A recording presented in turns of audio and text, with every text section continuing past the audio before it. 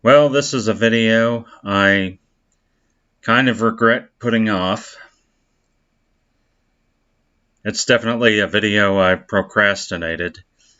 See, last year in January, before the so-called pandemic started, I took a trip to Enid and visited the Oklahoma Railroad Museum. Unfortunately, I never got around to making a video about it for some reason. I made a video about something else in Enid, the Under Her Wing Was a Universe sculpture, but just didn't get around to making a video on the museum in Enid. Nonetheless, I did want to make a video about it eventually and share some of the things I saw while at the museum. Unfortunately, I've recently learned that the museum's founder, who led me on a tour while I was there, Frank Watermelon Campbell, passed away on January 6th. For what it's worth, Frank lived a long and full life. He was 99 years old. According to what I remember and what Frank told me, he was an employee for 6 different railroads in his life. I believe his collecting of railroad memorabilia started with an old lantern that he was allowed to keep, and it grew from there.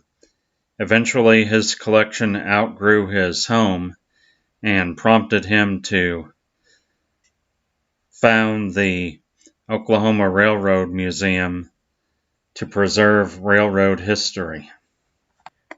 Despite Frank's advanced age of 98 when I met him, at the time he was still able to walk around his museum without the assistance of a cane. He could also tell you the backstory behind every piece of memorabilia, equipment, anything that was in the museum. He remembered it vividly. When you visited the museum, meeting Frank was as much a part of the experience as being able to look at and see the trains outside. Among the many stories I heard from Frank was that he paid $40,000 to have this locomotive move from a city park in Enid to his museum. If $40,000 sounds like a lot of money, just remember, it's no easy task to move a train once it's off the tracks.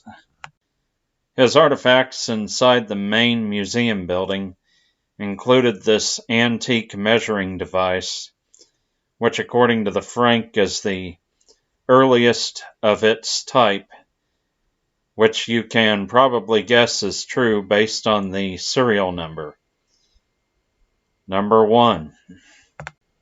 Frank's ancestors were from the same Campbell family that once operated the Campbell brothers circus, which was reportedly one of the largest circuses in the world during the late 1800s and early 1900s. His ancestors moved from Nebraska to Oklahoma, settling around Drummond, which is not far from Enid, and they actually had the circus in Drummond for a while. It was headquartered in Drummond until it closed. One of Frank's model railroads in the museum was this one that he built as a homage to his family circus. I haven't visited with or spoken to anyone at the museum since Frank passed away, but I hope his legacy, which is the museum and his collection, will be preserved and available for many generations to enjoy.